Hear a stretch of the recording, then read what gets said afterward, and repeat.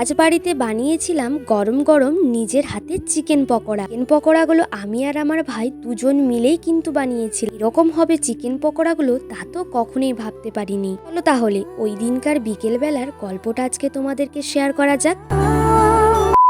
সকাল তখন 9টা 8, আমি এখন বসে পড়েছি পড়তে। আজকে ঠিক করেছিলাম প্রথমে অঙ্ক দিয়েই শুরু করব, তাই আর কি মিন্ময় স্যারের ক্লাসটা দেখা শুরু করেছিলাম রেশিও প্রপোর্শনালের। স্যারের ক্লাস শেষ করেই সকালের জলখাবারের চমমুড়ি খেয়ে নিয়েছিলাম।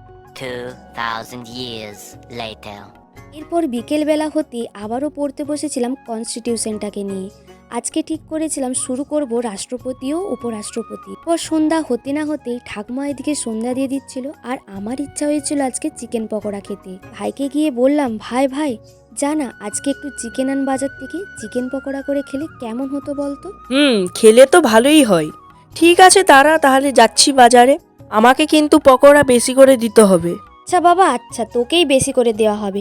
তুই এখন যা তো তাড়াতাড়ি বাজারে, ফোনটা না ঘেটে আমাকে আগে চিকেনটা তুই এনে দে। এরপর আমি বেরিয়ে পড়লাম বাজারের দিকে। দেখো, মাংস দোকানে এসে প্রথমেই দেখো মাংসটা নিয়ে নিলাম।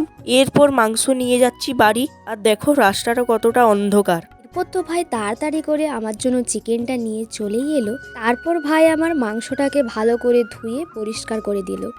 এরপর মাংসর মধ্যে যা যা লাগবে ভাই সেগুলোই বলো তুই দিয়ে দে, আমি ম্যারিনেট করে দিচ্ছি আর কি। প্রথমে একটু বেসন দিলাম, তারপরে খাবার সোডা, জোয়ান, হলুদ গুঁড়া, লঙ্কার গুঁড়া, তেল, চিকেন মশলা, ডিম, তার সাথে অল্প পরিমাণে লবণও দিয়ে দিলাম।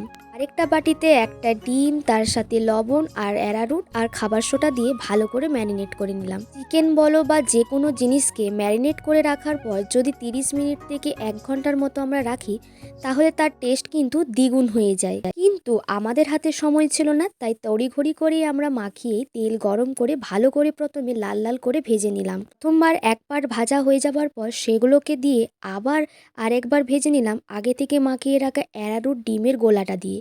ব্যাস এইভাবে দুবার ভেজে নিলেই গরম গরম রেডি হয়ে যায় চিকেন পকোড়া। আর এত দুর্দান্ত খেতে হয়েছিল কি আর বলবো, একবার তোমরাও বাড়িতে বানিয়ে দেখো। পকোড়াগুলো আজকে কিন্তু দারুণ হয়েছে রে দিদি, জাস্ট সেরা।